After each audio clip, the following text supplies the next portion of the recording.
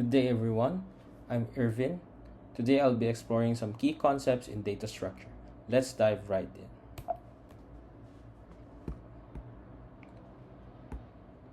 So an array is a collection of elements stored sequentially in memory.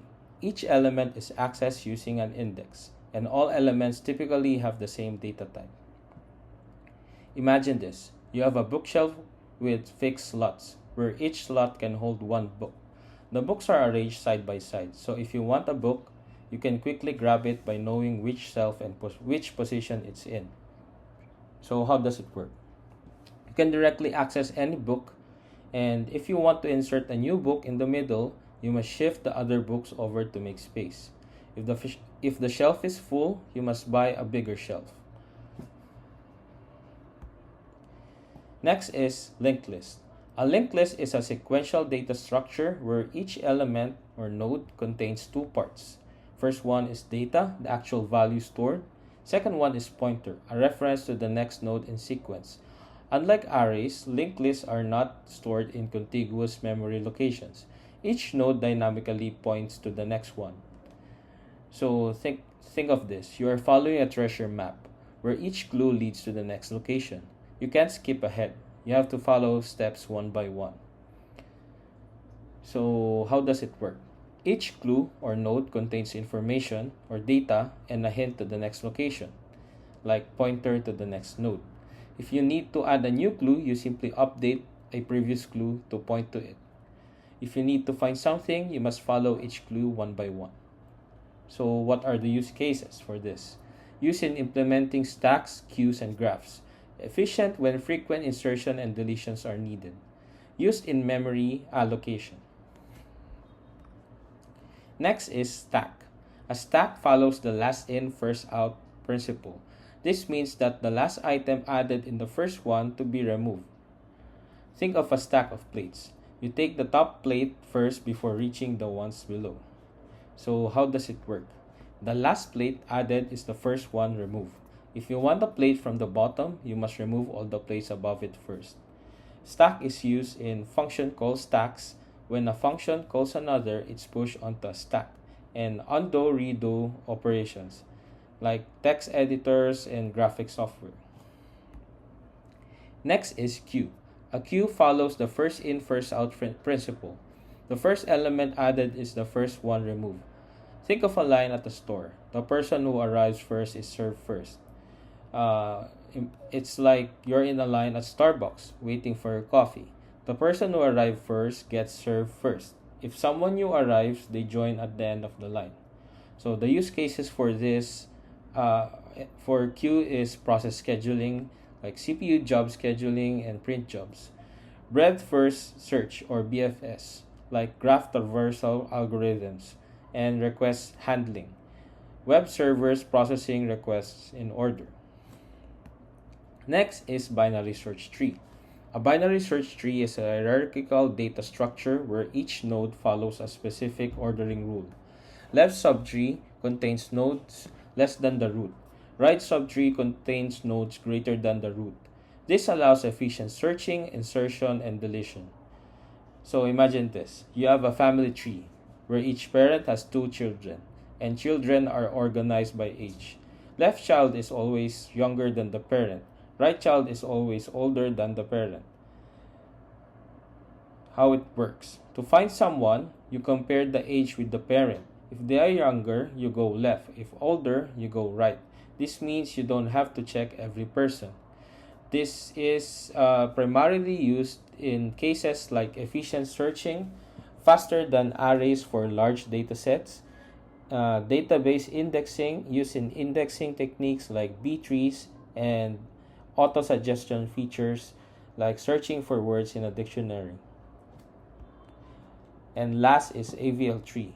AVL tree is a self-balancing BST that ensures no subtree grows too large compared to the other. It maintains a balance factor for each node. So you are playing on a seesaw, and if one person is much heavier, the seesaw tilts. If this happens in a binary tree, it makes searching slower. So how does it work? The tree automatically balances itself so that one side isn't too heavy. If new data If new data is added unevenly, the tree rotates to keep everything balanced. This ensures that search always stays fast. So, an everyday analogy for this is restaurant tables. The waiter evenly distributes customers across tables instead of putting everyone in one spot. And another one is bookshelf weight balance. If one side is too heavy, you move books around to balance it. The use cases for this is database management, use in indexing structures, memory management, allocating and freeing memory blocks, and file systems, used in directory storage for efficient lookup. Now, we will move on to explaining heaps and hashing. So, what is a heap? Heap is a complete binary tree that follows the heap property. In a min heap, the parent node is always smaller than or equal to its children. In a max heap, the parent node is always greater than or equal to its children. Since a heap is a complete binary tree, it is always balanced, making insertion and deletion operations efficient. Imagine if you have to do if imagine if you have a to-do list, but instead of writing tasks in any order, you always put the most important task at the top. That way, whenever you need to do something, you just pick the most important task first. A heap works the same way. It's a special type of list where items are always arranged so that the important or least important item is always at the top. So how does a heap work? If you add a new task, you put it in the right spot so that the most important task is still on top. If you remove a task, you always take the most important one first. The heap rearranges itself every time something is added or removed, so the top item is always the most important one. So, where is a heap used in real life? Priority queues. When a hospital treats patients, they don't see people in order of arrival, but based on how serious their condition is. A heap makes sure that most urgent cases are seen first. Task scheduling. Computers use heaps to decide which program should run first. And search engines. When you search on a search engine like Google, heaps help find the most relevant results first. Next is hashing. Hashing is a technique that maps data to a fixed size value using a hash function. This helps in fast lookups, insertions, and deletions. A hash table or a hash map is a data structure that stores key value pairs and uses a hash function to determine where each key is stored. Now imagine that each book has a unique code. The library has an index that tells you exactly where the book is based on that code. You look up that code and it tells you that book is in row 5, shelf 2. You find it instantly. That's how hashing works. Instead of searching for information one by one, hashing uses a special function to give each piece of data a unique code or hash and store it in a specific spot. This way you can find it instantly. So how does hashing work? When you store something, a unique code is created and is placed in a specific spot. Where is hashing used in real life? It's used in password security, online caching, and dictionary lookup.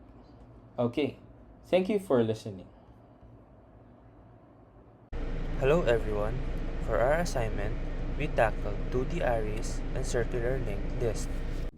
We chose FIFO for food waste management in grocery stores, tackling SDG12 for queues, and LIFO in e-waste recycling and refurbishment, tackling SDG12 for stacks. So, onto the first part. The first challenge was implementing a circular structure where elements wrap around when reaching the end of the array. This ensures efficient space usage. We initialize the queue with the fixed item size, storing items such as item name and expiry date pairs in a 2D array. To track where items are inserted and removed, we use head and tail pointers that move circularly within the array. We created an insert function, ensuring we don't overwrite data when the queue is full. If space is available, new items are added at the tail position. The remove function ensures we only remove items if the queue is not empty. The head pointer moves forward, mimicking a queue-like behavior. A search function scans the queue for an item, returning its index and details if found. This is useful for checking expiry dates quickly. The display function prints all stored items in order. We tested the queue by inserting milk, eggs, and bread, and displaying them, removing them, and searching for eggs to confirm correct implementation. We ensured the queue handles overflow and underflow gracefully. After verifying functionality, we fine-tuned the logic, making it robust for real-world applications like inventory tracking. Some of the challenges we had are ensuring that the head and tail pointers wrap around correctly when reaching the end of the array. Debugging off-by-one errors was tricky, especially in the insert and remove functions. Also, since a circular queue has a fixed size, we needed a clear condition to check if it was full. Initially, there was confusion between checking if the queue was full versus just having the tail move forward. The correct condition had to be fine-tuned. Also, during testing, an issue arose when removing an item caused unexpected behavior. This happened because the head pointer wasn't updated correctly, causing the wrong item to be removed. The search function also was tricky because it needed to loop through the circular structure without exceeding boundaries. Initially, it failed when searching for items near the wraparound point. And if the queue is empty, removing an item should return none, and searching should not fail. So the edge cases where the head and tail pointers were equal needed to be properly accounted for. So overcoming these challenges helped refine the circular queue, making it more reliable for real-world applications like inventory management or scheduling systems. For e-waste, recycling, and refurbishment, we thought of creating an e-waste item class to represent individual waste items, to store the item's name and a pointer to the next item in the link structure. We also thought of creating a receiving area class to manage the circular linked list, to maintain a reference to the tail node for efficient insertion and deletion. And then the methods: push method to add a new item to the structure, pop method to remove the oldest item first, search method to traverse the circular links list to check if a specific item exists, and also ensure that the loop stops correctly to avoid infinite iteration, and also a delete method to find and remove a specific item, and also update the link to maintain the circular structure, and also the display method to print the inventory of received items, carefully handling the circular traversal to avoid infinite loop. And then the main block where items are added, searched, removed, and displayed dynamically, showcasing the system in action. The challenges we encountered were operations like popping or deleting when there's only one element, requiring special handling to correctly update the tail reference. We also have the tail pointer must always point to the last inserted element, and the failure to do this could break the structure. Operations like popping also from an empty list must raise proper exceptions to avoid unexpected crashes. For assignment 2, we tackled binary trees, binary search trees, or AVL trees. Our chosen SDG is still SDG 12, Food Waste Management in Grocery Stores. For this application, we chose AVL trees. We first identified that food inventory management requires tracking items by expiration date, preventing waste, and simulating sales. A food item class was created to represent each food product, storing its name, quantity, and expiration day. We use an AVL tree for balancing the food inventory, ensuring quick insertion, deletion, and searching based on expiration dates. An AVL node class was implemented to represent each node in the tree, linking food items with their expiration days as keys for sorting. Rotation functions, right rotation and left rotation, were added to keep the AVL tree balanced, ensuring optimal search and update performance. The AVL tree includes functions for inserting, like insert item, searching, search item, and deleting, delete item, to food items while maintaining tree balance. The simulate day function processes expired food and sells items near expiration, reducing food waste dynamically. The display inventory function retrieves and prints the inventory in sorted order, adding transparency in tracking stocks. The food waste reduction system initializes food items, simulates days, and demonstrates how food is sold or discarded.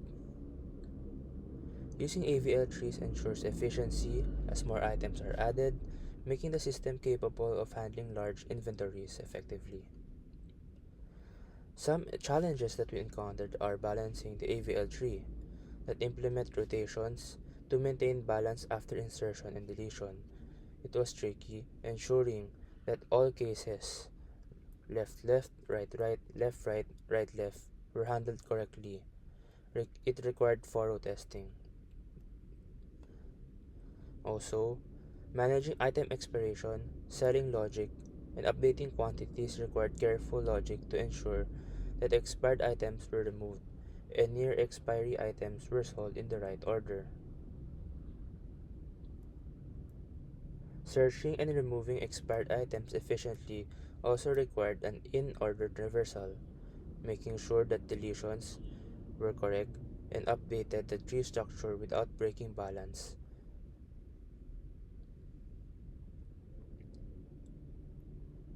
Overall, debugging was also complex because an incorrect rotation or a height update could lead to an unbalanced tree, affecting the entire system.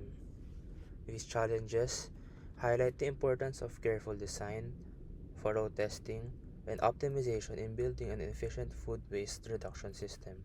For our SDG goal, we chose SDG 12, ensure sustainable consumption and production patterns. We believe SDG 12 is a great goal because it promotes responsible consumption and waste reduction, which our Python project directly supports. Every year, 1.3 billion tons of food go to waste, and much of it comes from grocery stores disposing of unsold expired products. Our project helps tackle this issue by identifying food items that are nearing expiration, allowing stores to offer discounts instead of letting them go to waste. By implementing this system, we help reduce food waste and ensure that more products are consumed rather than discarded. This aligns with SDG 12's goal of having food waste by 2030 and encourages responsible consumption. Additionally, our project supports the reduce, reuse, and recycle approach by preventing unnecessary waste and making the most of available resources. Grocery stores benefit economically by selling items that would otherwise be lost profits, while consumers can purchase food at lower prices. This creates a win-win situation where businesses, customers, and the environment all gain value. For our Python program, we provide a practical solution that makes sustainable food management easier. By using technology to drive change, we contribute to a more responsible and efficient food supply system. Thank you.